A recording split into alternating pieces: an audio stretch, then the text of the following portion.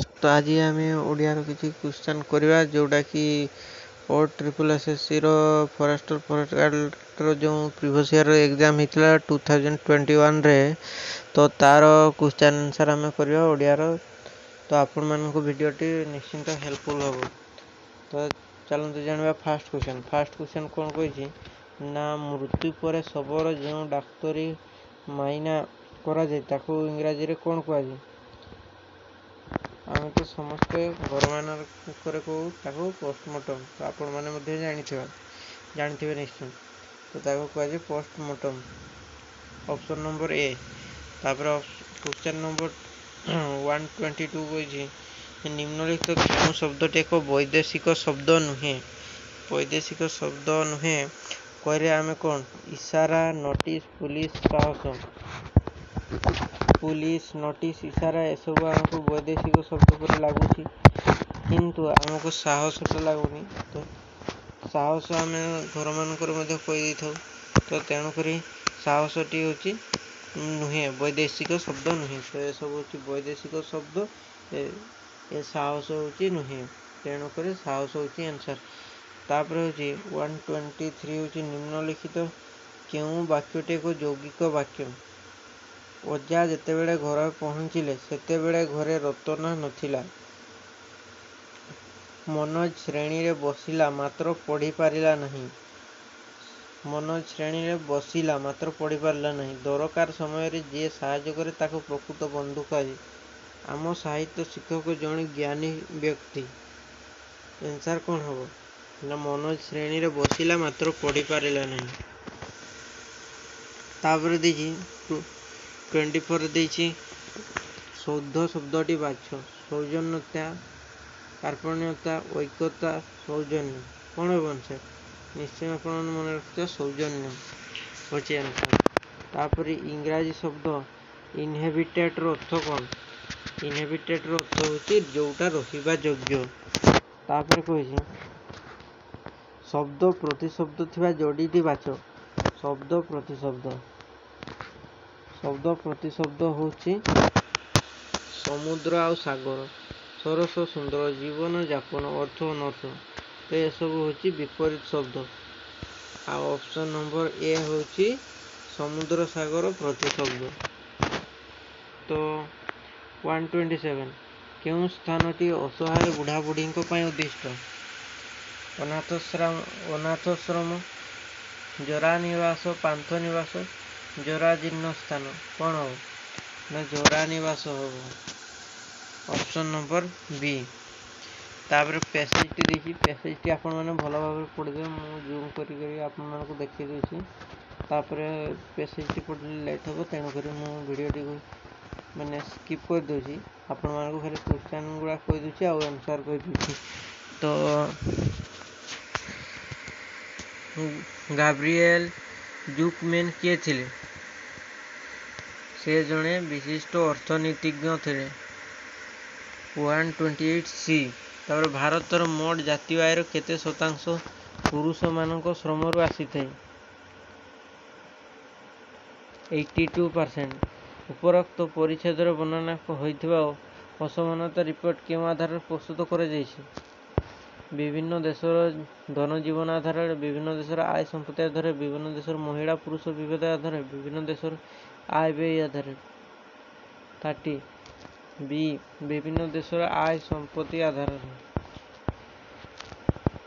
तापर कही भारतर ठीक वाक्यटी बाछ भारतर धनी 1% लोक समग्र देशर आयर 22% रोजगार बी विश्वर 10% धनी लोकों पाखर विश्वर 52% संपत्ति ऑप्शन नंबर सी हूँ उभय ए और बी ठीक अच्छे। तापर ऑप्शन नंबर डी कहूँ क्योंटी भी ठीक नुहे तो आंसर हम ऑप्शन नंबर सी उभय ए और बी ठीक ऑप्शन नंबर सी ठीक हम।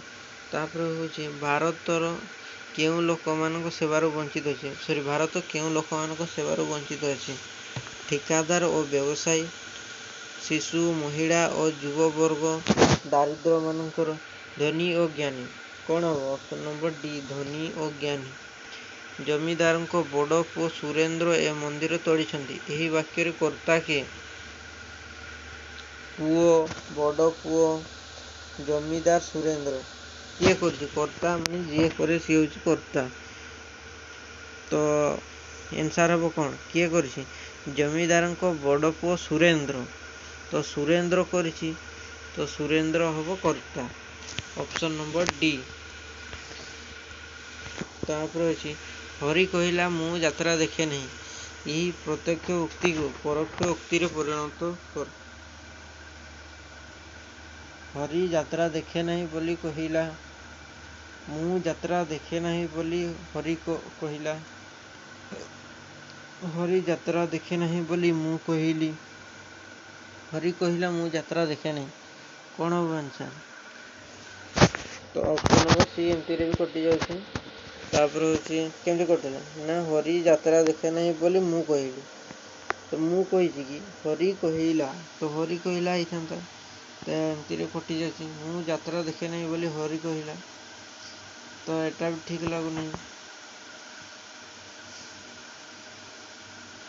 ହରି ଜାଗାରେ ଏଠି ସେ ହେଇଥାନ୍ତା। ହରି ଯାତ୍ରା ଦେଖେ ନାହିଁ ବୋଲି କହିଲା। 134 ଏ ହେବ ଆନ୍ସାର, କରେକ୍ଟ ଆନ୍ସାର।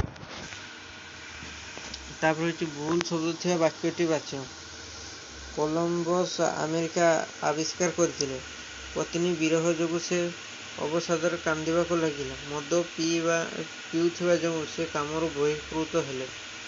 କ'ଣ ହେବ ଆନ୍ସାର? ପତ୍ନୀ ବିରହ ଯୋଗୁଁ ସେ ଅବସାଦରେ କାନ୍ଦିବାକୁ ଲାଗିଲେ। ଏହା ହେଉଛି କରେକ୍ଟ ଆନ୍ସାର।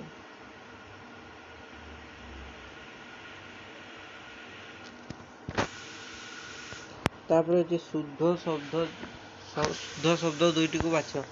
ଶିକାର, ଶିକ୍ଷୟିତ୍ରୀ। ତ କେଉଁଟା ହେବ କରେକ୍ଟ ଆନ୍ସାର? ତ ଆନ୍ସାର ହେବ ତାଲବେଶରେ ହର୍ଷିକାର କରେ ଆକାର ର ଆଉ ହେଉଛି ଶିକ୍ଷୟିତ୍ରୀ, ଶିକ୍ଷୟିତ୍ରୀ ହେବ। ତାପରେ କହିଛି 137 ନମ୍ବର କ୍ୱେଶ୍ଚନ୍ କହିଛି ମାନଚିତ୍ର ପଠନ ଦ୍ୱାରା ଭୌଗୋଳିକ ଜ୍ଞାନ ବୃଦ୍ଧି ହୁଏ। ଏହି ବାକ୍ୟରେ କେତୋଟି ଅଶୁଦ୍ଧ ଶବ୍ଦ ଅଛି? ତ ଫାର୍ଷ୍ଟ ତ କ୍ୱେଶ୍ଚନ୍ ହେଇଛି କ୍ୱେଶ୍ଚନ୍ରେ ଫାର୍ଷ୍ଟ ଦେଇଛି ନା ମାନଚିତ୍ର, ତ ଫାର୍ଷ୍ଟ ଭୁଲ ବନାନ ଦେଇଛି। ତାର ଭୌଗୋଳିକ, ତାପରେ ବୃଦ୍ଧି। ତ କେତେଟା ହେଲା? 3ଟି ହେଇଗଲା। ତ ଆମେ କେତେଟା ଜାଣିବା? 3ଟି। ତ ଅପସନ୍ ନମ୍ବର ବି ହେଉଛି କରେକ୍ଟ ଆନ୍ସର। ତାପରେ ହେଉଛି ଠିକ୍ ରୂଢ଼ି ଦ୍ୱାରା ନିମ୍ନଲିଖିତ ବାକ୍ୟର ଶୂନ୍ୟସ୍ଥାନ ପୂରଣ କର। ତାଙ୍କର ଡ୍ୟାସ୍ ନୀତି ତାଙ୍କ ବିଫଳତାର କାରଣ। କ'ଣ ହେବ ଆନ୍ସର? ଅପସନ୍ ନମ୍ବର ସି ହୁଙ୍କା ପିଟା। ଏକା ମାଘକେ ଶୀତ ଯାଏ ନାହିଁ। ଲୋକବାଣୀଟିର ଅର୍ଥ କ'ଣ? ଦୁର୍ଯୋଗ କେବଳ ଥରେ ଆସେ ନାହିଁ। ଅସୁବିଧାର ସମ୍ମୁଖୀନ ହେବା, କଷ୍ଟେ ମଷ୍ଟେ ବଞ୍ଚି ରହିବା, ଥରେ ଭୁଲ ହେଲେ ତାକୁ ସୁଧାରି ହୁଏ ନାହିଁ। କ'ଣ ହେବ ଆନ୍ସାର? ତ ଆନ୍ସାର ହେବ ଅପସନ୍ ନମ୍ବର ଏ ଦୁର୍ଯୋଗ କେବଳ ଥରେ ଆସେ ନାହିଁ। ତାପରେ ହେଉଛି ଅବିସ୍ମରଣୀୟ ଶବ୍ଦର ଅର୍ଥ କ'ଣ? ଯାହା ଭୁଲି ହୁଏ ନାହିଁ, ଯାହା ସର୍ବଦା ସ୍ମରଣ କରି ରଖାଯାଏ। ତ ଅପସନ୍ ନମ୍ବର ଡି ହେବ କରେକ୍ଟ ଆନ୍ସର। ତ ଆମେ 140ରୁ ପୁରା କରିଦେଲେ। ଆଉ କମ୍ପ୍ୟୁଟର କ୍ୱେଶ୍ଚନ୍ ବି ତ ମୁଁ କରିଦେଇଛି। ତ ୟା ପରେ କେଉଁଟାର ଭିଡ଼ିଓ ଆଣିଲେ ଭଲ ହେବ ଆପଣମାନେ ନିଶ୍ଚୟ କମେଣ୍ଟ କରି ଜଣାଇବେ। ତ ଏତିକିରେ ଭିଡ଼ିଓଟିକୁ ଶେଷ କରିଛି। ତ ଭିଡ଼ିଓଟି ଯଦି ଭଲ ଲାଗିଥାଏ ଭିଡ଼ିଓଟିକୁ ଲାଇକ୍, ସେୟାର ଆଣ୍ଡ କମେଣ୍ଟ କରିବେ।